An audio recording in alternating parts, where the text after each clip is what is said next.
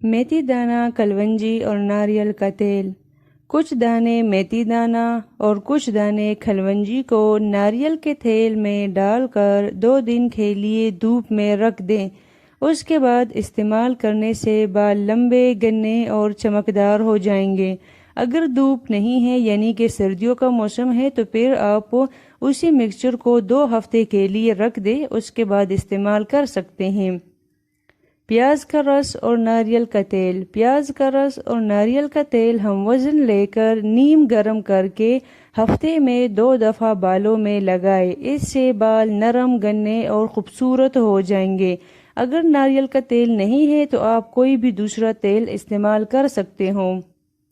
شہد اور castor oil. 1 چمچ شہد اور 1 چمچ کیسٹر آئل کو پیاز کے رس میں مکس کر لے اور توڑا توڑا کر کے بالوں کے اندر جڑوں تک لگائے۔ 1 گھنٹے بعد شیمپو سے دھو لے۔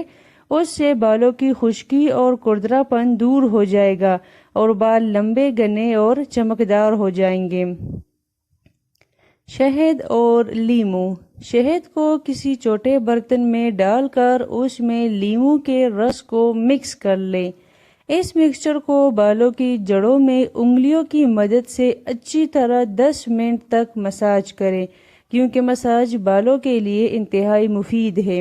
مساج کے بعد سر کو ایسے ہی 30 منٹ تک چھوڑ دیں۔ اس کے بعد سر کو نارمل پانی سے دھو لیں۔ اس مکسچر کو ہفتے میں 2 دن استعمال کرنے سے کچھ ہی دنوں میں آپ کے بال جھڑنا بند ہو جائیں گے۔ دہی اور ملتانی مٹی۔ ملتانی مٹی چہرے کے لیے بھی بہت مفید ہے اور ساتھ ساتھ میں بالوں کے لیے بھی۔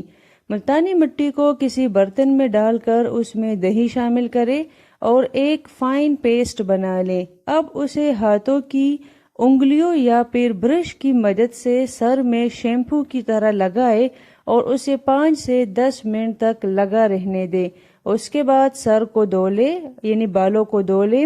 اس کو ہفتے میں 2 بار استعمال کرنے سے آپ کے بال گرنا بند ہو جائیں گے اور ساتھ میں گھنے، نرم اور چمکدار بھی ہو جائیں گے۔ Baking soda. بال گیلے کریں اور پھر بیکنگ سوڈا کی کچھ مقدار کو بالوں پر لگانے کے بعد کچھ منٹ تک انتظار کریں۔ اس کے بعد دھو لیں۔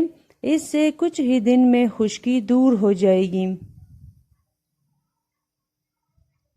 اگر آپ کو میری ویڈیو پسند آئی ہے تو لائک اور سبسکرائب کرنا نہ بھولیے گا، کیونکہ میں آپ کے لیے ایسے ہی کارآمد ویڈیوز بناتی رہوں گی۔